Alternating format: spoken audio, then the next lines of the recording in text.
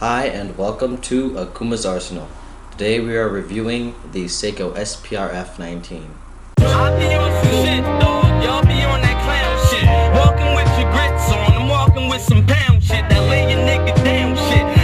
Murder, gunplay. You niggas shitty. I'm getting busy just like one way. Niggas with me. I'm on the grizzly. I wait for Sunday, Monday, Tuesday, Wednesday, Thursday, Friday to Saturday. Alright, here's the watch, guys. I took off the NATO strap, and here are the original bands. It's rocking the 4R3608P0 movement. This movement is pretty sick. It's got date, obviously, with Spanish, which is super nice for me. It's got manual wind. Hope you can hear that. It's got hacking, which is a new feature on Seiko divers. So let's see here. Boom. How hacking works, if you're unfamiliar with hacking, it simply just stops the second hand when you pull out the crown. And let's say you have a different, let's say I want these two to be synced up. What you would do is you would wait for this second's hand, or you'd put it slightly ahead and wait for the seconds on your other clock to catch up. And as it is, let's just pretend right about now it's caught up and it's at the 30 seconds. You just push it back in and it continues to keep on ticking. So that's how hacking works, if you're unfamiliar with hacking. And of course it's an automatic, as you can see by that beautiful rotor on the back. I mean, I love open display case backs. It's one thing I wish was more common. Actually, I wish my SKX had one. It's nice for non-watch people to really understand and appreciate the difference between a mechanical watch and a quartz watch or an Apple Watch or whatever, right? I mean, when you can see the heart of a watch beat and tick and move, or when you wind it, the gears move, or even the rotor winding up the watch, it's just it's a beautiful thing. I mean, maybe it's just me as being a watch guy or horologist guy, but it's really nice to be able to see, you like watches, you have a watch YouTube channel or whatever, you collect watches. Oh yeah, I do. Here, check out this watch. It's a SKX, and then look at the back. Yeah, that's a mechanical movement. It's a great way to show people the beauty of wristwatches. Let's get on to the dial. The dial is based off of Ryu's gi, and his colorway. His colorway. He's got the gi. He's got the red gloves. He's got the black hair. He's got the red headband. He's only missing. He's a little karate kid. He's a Kenju. I forgot the martial art that they Hadoken jutsu. Hadujutsu. So I mean, the dial itself has this weathered look to kind of show off Ryu's, because this is the Street Fighter V edition, and Ryu and Street Fighter V is a bit more grizzled. He's a bit more weathered. He's experienced more life and more tribulations and trials. He's a more weathered person. He's experienced more, and that's what this dial represents. As you can see right here is a Fuji Kazan. I totally butchered that. Sorry, my 2 years of Japanese in middle school. Furin Kazan kanji, and written on it is wind. If you go over to the far side, you go wind, forest, fire, and mountain, which is what's on Ryu's gloves. If you look closely, right there on this Funko Pop, he's got it right there on his gloves. Wind, fire, earth, like Avatar, The Last Airbender, which is a great series. It's also got the Seiko 5 branding. And if you've done martial arts, like I did jiu-jitsu. I used to do jiu-jitsu for about a decade, maybe a little less than a decade. In jiu-jitsu, you have a super thick gi, and if you look super close, you can see that pattern replicated on the watch. Just beautiful, isn't it? Underneath here, you can see it says "Made in Japan." It says the movement here, "Made in Japan," automatic. The Seiko 5 branding. The loom on this is excellent. We'll see if I can. I mean, trust me, it's not broad daylight. It's overcast, as it always is here in Seattle. but I mean, you can tell the loom on this guy is no problems. It's a new Seiko. You shouldn't expect anything less when it comes to loom. The case is a traditional SKX case. Here's my SKX 013 for reference. Exactly the same. I'm not for I want to say this. Even the bezel, you know, what would be the word? Grip. The bezel grip is the same. This is the smaller version, so everything is a little bit more compressed. One thing I really like is that it has these. These are lug holes, so you can easily replace the. This is the spring bar. This is a lug, but it has lug holes so that you can change the spring bar, which is super duper convenient, especially when you have a.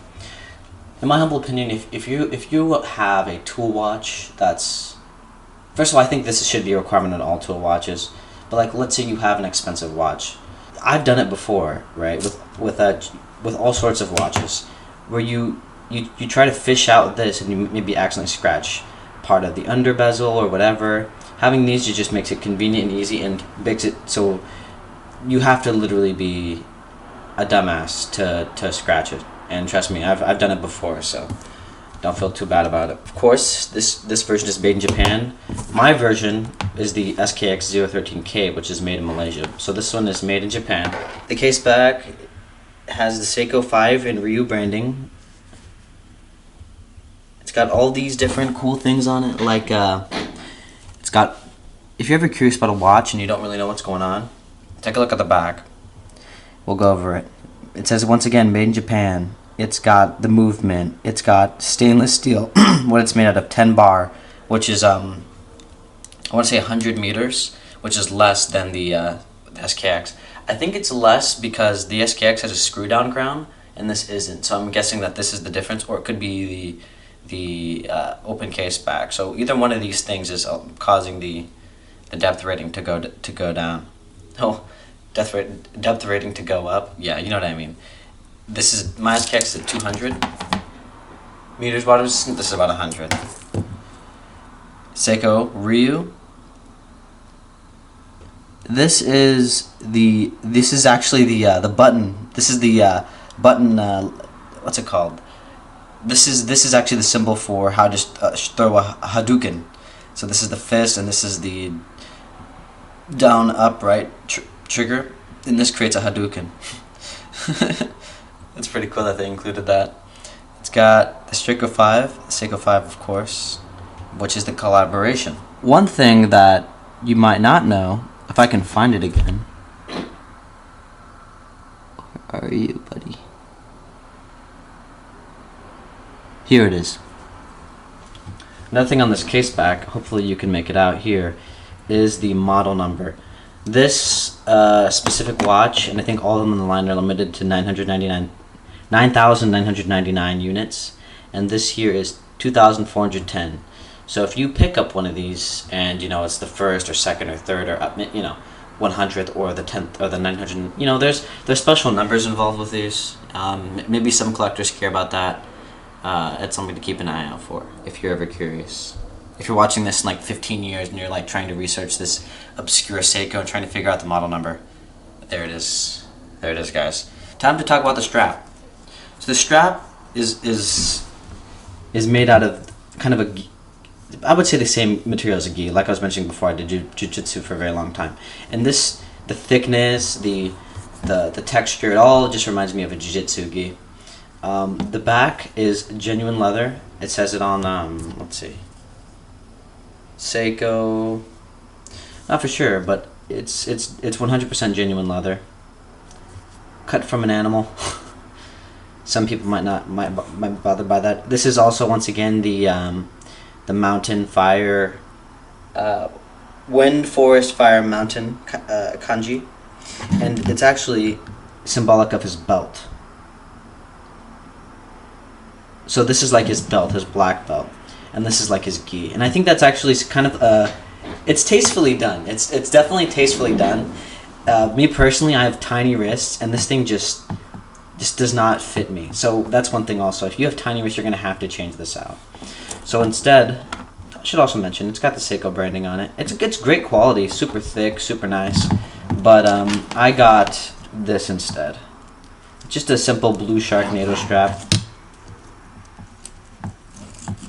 This is their, it's called the Professor. Just kind of makes it kind of a bit more, kind of reminds, it's almost like an American wristwatch, red, white, and blue, but that's black. But this works super well with it, I think. Who is this watch for?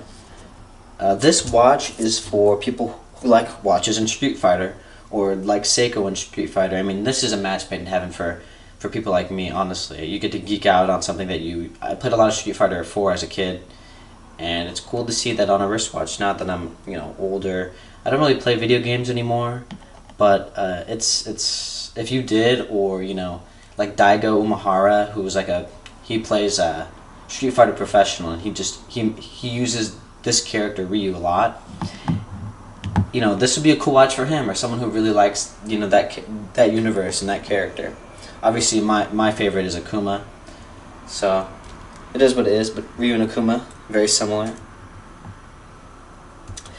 Another person who this watch is for, anybody who really likes limited edition Seikos.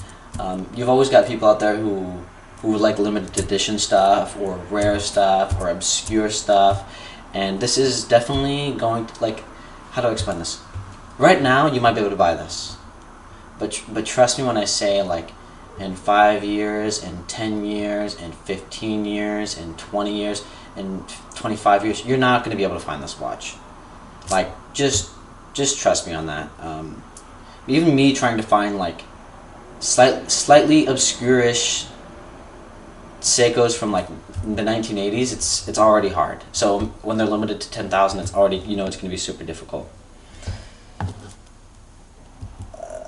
I think this is also a great watch for somebody who wants an alternative version of a Pepsi. It's really similar to a Pepsi with the red and then a dark colorway.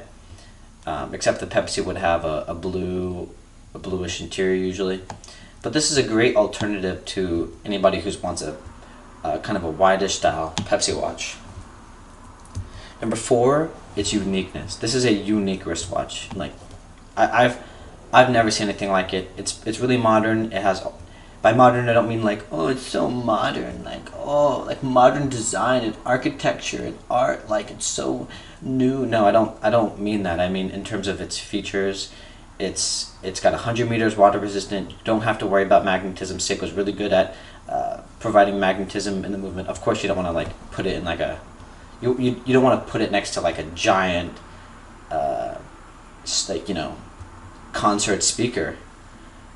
But it's gonna hold up on its own in day-to-day life and more. I mean, you could take this sailing.